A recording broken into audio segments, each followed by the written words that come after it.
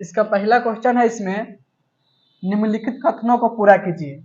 आइए समझ में, इसमें जो कथन है उसे क्या करना है, इसको पूरा करना है। देखो पहला कथन है, इसमें घटना ई की प्रायिकता प्लस है घटना ई नहीं की प्रायिकता बराबर डैश होगा। समझ में आता है कि नहीं? देखो इसमें कह रहा है घटना ई की प्रायिकता है और घटना ई नहीं की प्रायिकता, दोनों को जोड़ेंगे तो किसके बराबर होगा? घटना ई का प्रायिकता क्या लिख सकते हैं हम? पी ई लिखेंगे प्लस घटना ई नहीं की प्रायिकता, इसे क्या लिखेंगे? P E not. इस तरह इसको लिखते हैं। दोनों के योग तो किसके बराबर होगा? एक के बराबर। किसके बराबर होता है? एक के बराबर। इतना समझ में आया कि नहीं? जो घटना घटेगा उसका प्रायिकता और जो ना घटेगा उसका प्रायिकता, दोनों को जोड़ेंगे तो किसके बराबर होता है? एक के बराबर होता है। तो इसका आंसर कितना हो जाएगा? एक। कितना समझ इसमें आ गया?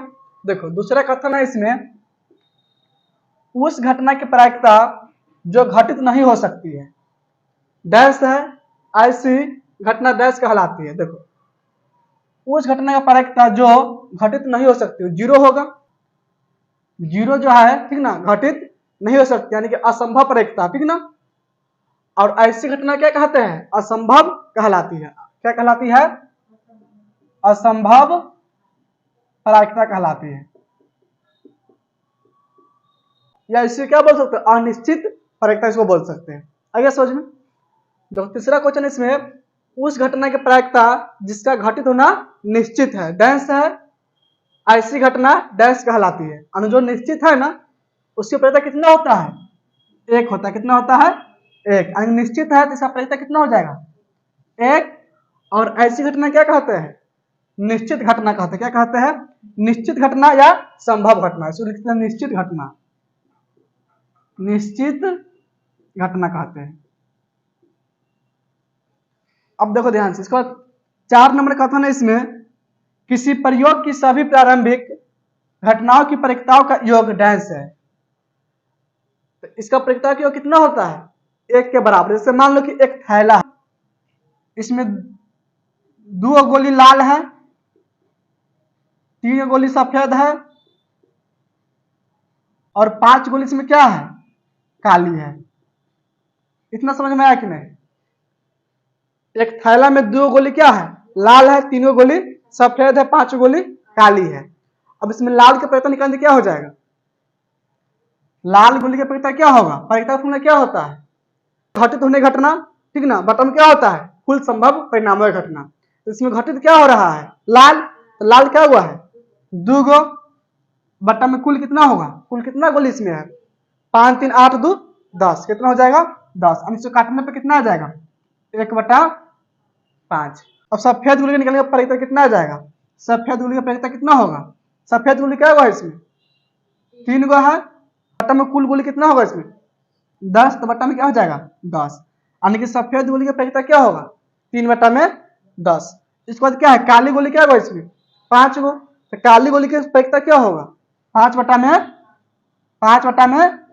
कट जाएगा मर्तन 1/2 मर्तन। देखो प्रायिकता क्या हो गया यहाँ पे समझो। लाल गोली का प्रायिकता कितना हो गया? 1/5। सफेद गोली का प्रायिकता क्या हो गया? 3/10। काली गोली का प्रायिकता क्या हो गया? 1/2। अब तीनों को जोड़ देंगे तो प्रायिकता कितना होगा? तो 1 के बराबर है। कितना होगा? 1 के बराबर। तीनों को जोड़ कर देख लो। 1/5 है, फिर प्लस में क्या है? 3/10 है, फिर प्लस में है 1/2। इसका एलसीएम कितना आएगा बोलो तो? इसका एलसीएम कितना आ जाएगा? 5 10 2। इसका एलसीएम आ जाएगा 10। कितना आएगा? 10। अब देखो ध्यान से, 5 के पहरा में 10 का मर्तन आएगा, 2 मर्तन में 2 से क्या में गुना होगा? 1 में। तो कितना होगा? 2। फिर होगा प्लस चिन्ह। 10 के पहरा में 10 का मर्तन आएगा, 1 मर्तन में 1 से क्या में गुना होगा? तो 3 एकम 3 प्लस चिन्ह होगा।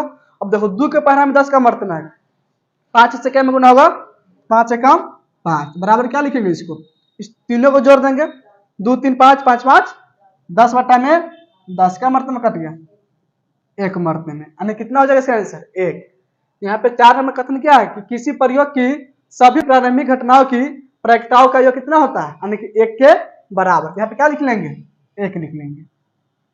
इतना समझ में आ गया? अब देखो इसके बाद इसमें 5 नंबर कथन है किसी घटना की प्रायिकता डैश से बड़ी या उसके बराबर होती है तथा डैश से छोटी या उसके बराबर होती है। देखो कोई भी जो परीक्षा आएगा ना तुमको, कोई भी परीक्षा आया बात समझ में, जो होगा तुम 0 से 12 होगा या 0 के बराबर होगा, लेकिन छोटा किससे होगा, 1 से छोटा होगा और 1 के बराबर होगा। यहाँ पर समझो ध्यान से, कोई भी परीक्षा क्या होता है, पीई के मान, पी के मतलब क्या, प्रायिकता। कोई भी जो तुमको प्रायिकता होगा 0 होगा नहीं तो 0 से बड़ा होगा, 1 होगा नहीं तो 1 से छोटा होगा। 0 से छोटा प्रायिकता नहीं होता और 1 से बड़ा प्रायिकता नहीं होता है, 0 और 1 के बीच में होगा। देखो 0 आएगा तो क्या हो जाएगा, असंभव प्रायिकता, और 1 आएगा तो निश्चित प्रायिकता या संभव प्रायिकता इसको बोल सकते हैं। तो कोई भी प्रायिकता क्या होगा, 0 और 1 के बीच में होता है, 0 से बड़ा हो सकता है या 0 के बराबर होगा, लेकिन क्या होगा, 1 से छोटा या 1 के बराबर। यही क्वेश्चन यहाँ पे है, किसी घटना के प्रायिकता डैश से बड़ी या उसके बराबर होता है, तो 0 से बड़ी या उसके बराबर क्या हो जाएगा, 0 से बड़ी या उसके बराबर होती है, और तथा डैश से छोटी या उसके बराबर होती है। किससे छोटी होगा, 1 से छोटा या 1 के बराबर होता है, 1 से छोटा या 1 के बराबर। अगर 0 आया तो क्या होगा, असंभव प्रायिकता होगा, और 1 आता है तो निश्चित प्रायिकता या संभव प्रायिकता से बोल सकते हैं। क्या समझ में आ गया, इसको नोट कर लो, इसका दूसरा क्वेश्चन बतलाते हैं।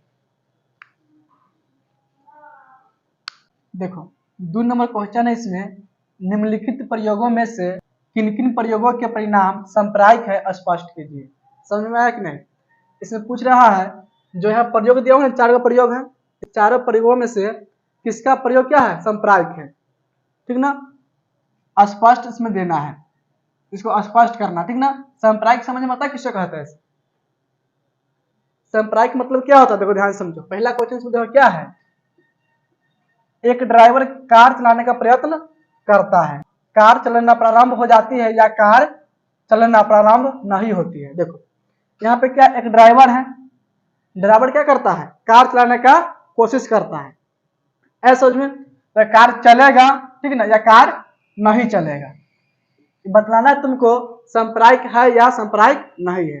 देखो सांप्रायिक किससे बोलेंगे, जब दोनों का प्रायिकता क्या हो, बराबर बराबर होना चाहिए, ठीक ना, यानी दोनों का चांस क्या होना चाहिए, बराबर होगा तो क्या हो, सांप्रायिक होगा, नहीं तो नहीं होगा। जैसे में देखो एक ड्राइवर है, ड्राइवर किससे कहते हैं, जो गाड़ी चला सकता है उसी ड्राइवर बोलेंगे। तो यहाँ पर ड्राइवर जो है कार चलाएगा तो कार चल जाएगा, है कि नहीं। ऐसा हो सकता है मान लो कि कार खराब हुआ तब ना चलेगा, लेकिन इसमें ज्यादा क्या है कि कार, इसमें अधिक संभावना क्या है कि कार चल सकता है कि नहीं, और कम संभावना क्या है कि कार नहीं चलेगा, इसलिए क्या है सांप्रायिक, इसलिए क्या होगा है, सांप्रायिक नहीं है। समझ में आया कि नहीं, यहाँ पे लिखना आंसर में, यह सांप्रायिक परिणाम नहीं है, नहीं है। क्यों नहीं, सब पता चल गया। देखो क्यों नहीं होगा तो इसमें लिखना क्योंकि कार चलना प्रारंभ का अधिक संभावना है, ठीक ना, और कार चलना प्रारंभ नहीं होने का कम संभावना है, यानी कार चल सकता है, इसका संभावना क्या है, अधिक है, और इसका संभावना क्या है, कम है, इसीलिए क्या होगा, सांप्रायिक परिणाम नहीं होगा। अब देखो दूसरा क्वेश्चन समझो ध्यान से, दूसरा क्वेश्चन है, इसमें एक खिलाड़ी बास्केटबॉल को बास्केट में डालने का प्रयत्न करती है, वो बास्केट में बॉल डाल पाती है या नहीं डाल पाती। अब देखो ध्यान से, यहाँ पर क्या एक खिलाड़ी है कि नहीं, यहाँ पर ड्राइवर थोड़ी ना है, क्या है, यहाँ पे खिलाड़ी है, खिलाड़ी होगा तो बास्केट में बॉल डाल सकता है, आराम से डाल सकता है कि नहीं, हो सकता है कभी काल न डलाए, लेकिन अधिकांश संभावना क्या है उसमें कि बास्केटबॉल में बॉल डाल सकती है, इसलिए ये भी क्या होगा, सांप्रायिक घटना नहीं होगा। यहाँ पे लिखेंगे यह सांप्रायिक परिणाम नहीं है। क्यों नहीं होगा, क्योंकि देखो बास्केटबॉल में बॉल डालने का संभावना क्या है, अधिक है, और बॉल नहीं डालने की संभावना कम है, इसलिए क्या है, सांप्रायिक परिणाम नहीं है। अब देखो तीसरा क्वेश्चन इसमें है, एक सत्य असत्य प्रश्न का अनुमान लगाया जाता है। अब देखो एक इसमें प्रश्न है, उसका अनुमान क्या है, सत्य और असत्य के रूप में लगाया जाता है, उत्तर सही है या गलत होगा। अब देखो एक क्वेश्चन लिया गया, ऐ बात सोचिए, तो क्वेश्चन सही है या गलत है, इसका अनुमान लगाया। देखो क्वेश्चन है तो क्वेश्चन सही हो सकता है या गलत भी हो सकता है। इसका परिणाम क्या है, इसका संभावना क्या है, दोनों के बराबर बराबर है, इसलिए क्या होगा, संप्रायिक होगा। यहाँ पे लिखेंगे यह संप्रायिक परिणाम है, क्योंकि सत्य और असत्य दोनों का अनुमान क्या है, बराबर बराबर हो सकता है। यहाँ पे लिखा है क्योंकि सत्य और सत्य दोनों की संभावना क्या है, बराबर बराबर होगा। आगे समझ में देखो 4 नंबर क्वेश्चन में क्या है, एक बच्चे का जन्म होता है, वह एक लड़का है या लड़की है। अब मतलब इससे क्या होगा, संप्रायिक होगा कि नहीं होगा। देखो एक बच्चा जब जन्म लेगा तो बच्चा क्या हो सकता है, लड़का भी हो सकता है, लड़की भी हो सकती है कि नहीं। दोनों की संभावना क्या है, बराबर बराबर है, इसलिए भी क्या होगा, संप्रायिक होगा। इसका आंसर क्या हो जाएगा, यह संप्रायिक परिणाम है। क्यों होगा, क्योंकि देखो लड़के या लड़की होने की संभावना क्या है, बराबर बराबर, इसलिए क्या है, संप्रायिक है। जब बच्चा जन्म लेगा तो हो सकता है लड़का भी हो सकता है, हो सकता है कि लड़की भी हो सकती है, इसलिए क्या है, संप्रायिक परिणाम है। आगे समझ में, नोट कर लो इसको। देखो 3 नंबर क्वेश्चन है इसमें, फुटबॉल के खेल को प्रारंभ करते समय यह निर्णय लेने के लिए कि कौन सी टीम पहले बॉल लेगी, इसके लिए सिक्का उछलना एक न्यायसंगत विधि क्यों माना जाता है। समझ में आया कि नहीं। फुटबॉल का खेल है, ठीक ना, इसमें 2 टीम होगा, है बात समझ में। तो कौन सी टीम पहले बॉल लेगी, है बात समझ में, इसके लिए एक सिक्का उछाला गया है, तो इसको न्यायसंगत विधि क्यों माना जाता है। समझ में आया कि नहीं, यही क्वेश्चन पूछ रहा है। देखो मान लो कि कोई भी टीम को पहले बॉल दे देंगे, अपना मन से किसी को पहले बॉल दे देंगे तो क्या होगा, चीटिंग होगा कि नहीं।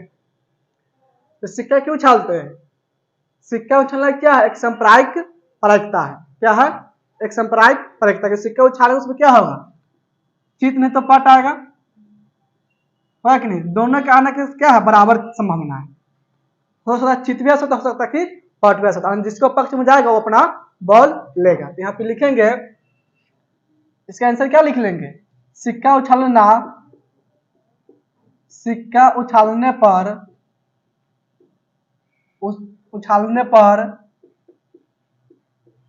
चित या पट आने की प्रायिकता क्या है, सांप्रायिक है, सांप्रायिक है। इसलिए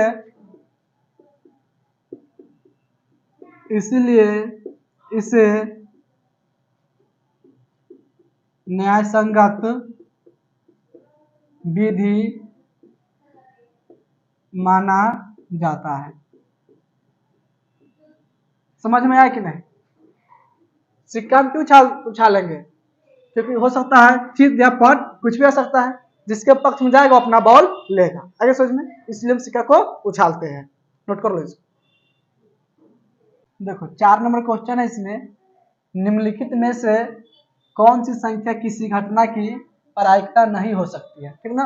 इसमें 4 ऑप्शन दिया हुआ है। पहला में क्या है, 2/3, दूसरा में है -1.5, तीसरा में 15%, चौथा में 0.7। देखो इसमें कहता है कि प्रायिकता नहीं हो सकती है, ठीक ना।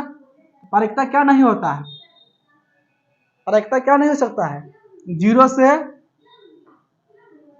छोटा या 1 से 12। समझ में आया कि नहीं। अगर 0 छोटा रहेगा संख्या तो प्रायिकता, अगर 0 छोटा रहेगा ना कोई भी संख्या तो प्रायिकता नहीं होगा, और 1 से 12 है वो भी प्रायिकता नहीं होता है। आगे समझ में, 0 से 12 या बराबर, ठीक ना, या 1 के बराबर या 1 से छोटा प्रायिकता होता है। यानी कि कहने का मतलब 0 और 1 के बीच में क्या होता है, प्रायिकता होता है। प्रायिकता किसके बीच में होगा, 0 और 1 के बीच में। अगर 0 होता है प्रायिकता क्या होगा, असंभव प्रायिकता होगा, और 1 होगा तो निश्चित प्रायिकता। लेकिन 0 छोटा आ जाएगा ना तो प्रायिकता नहीं होगा, और 1 से 12 है तो प्रायिकता नहीं होगा। इसमें देखो 0 छोटा क्या है या 1 से 12, इसमें कोई है, इसमें देखना है 0 छोटा या 1 से 12, इसको भाग करने पे कितना आ जाएगा, 2 में भाग करेंगे 3 से तो कितना आएगा, 0 दशमलव देंगे कितना बनेगा 20, 3 छक 18, इसमें 2 फिर तो जीरो, यानी कि इस तरह आते रहेगा। क्या है, जीरो से बड़ा है कि नहीं, जीरो से बड़ा और एक से छोटा, यानी कि परीक्षा हो सकता है, ठीक ना। अब देखो ध्यान से, बी ऑप्शन क्या है, माइनस में 1.5 है कि नहीं, जीरो से क्या है, छोटा है। अरे बात समझ, या माइनस न भी रहता ना तो एक से बड़ा हो जाता, यानी कि परीक्षा है नहीं होगा। समझ में आ गया। बी नंबर से क्या हो सकता है, यानी कि -1.5 की अपरेखता नहीं हो सकता है। अब इसमें देखो 15% है, इसका मतलब क्या, 15% मतलब 15/100, इसको भाग करने पर करता है 0.15 मरते, क्या एक, देखो तो क्या आ गया, 0 से बड़ा है और एक से छोटा है, परीक्षा भी हो सकता है। और 0.7 है, 0 से बड़ा है और एक से छोटा, परीक्षा भी होगा, यानी कि ऑप्शन नंबर क्या बी जो होगा परीक्षा नहीं होगा। आगे सोच में। अब देखो 5 नंबर क्वेश्चन है, इसमें यदि पी ई बराबर कितना है, इसमें 0.05 है, तो ई नहीं के परीक्षा होगा। इसमें किसका पूछ रहा है, ई नहीं के परीक्षा, यानी कि पी नॉट के परीक्षा पूछ रहा है, इसका मान पूछ रहा है क्या होगा। समझ में आया कि नहीं, जबकि पी ई के मान दिया हुआ, कितना है इसका मान 0.05, ई मान दिया हुआ और मान पूछ रहा है। देखो इसमें बतला है तुम लोगों पहले, P E plus P E not दोनों के ऊपर क्या होता है, एक के बराबर होता है। आए बात सुनेंगे, यानी कि ई के परीक्षा प्लस ई नहीं के परीक्षा दोनों जो है किसके बराबर होगा, एक के बराबर। अब देखो इसमें किसका मान दिया हुआ है, पी का मान दिया हुआ कितना है, इसमें 0.05 प्लस, इसका मान नहीं पता है, इसका मान निकालना है। यहाँ पे लिखा ई नहीं, इसका मतलब वही लिखा है कि ई नहीं, यानी कि पी ई नॉट बराबर क्या लिख लेंगे, देख इसका मान निकालना है, देखिए इसीलिए पी ई नॉट बराबर एक माइनस में क्या होगा 0.05। अब इसको एक में से घटा लो, एक में से कितना घटाना है 0.05। देखो 10 में से घटेगा 5, कितना बचेगा 5, तो बचेगा 9, 9 में से घटेगा 0 तो कितना होगा 9, दशमलव सामने सामने होगा। अब ये एक नहीं होगा, कितना बना होगा 0, 0 में घटा 0 तो हो जाएगा 0, कितना आ गया आंसर 0.95, आंसर इतना है 0.95। देखो कितना आंसर है इसका। आगे समझ में, इसका आंसर यहाँ पर हल हो गया और यहाँ पे इसको समझा दिए, नोट को वही इसका आंसर होगा।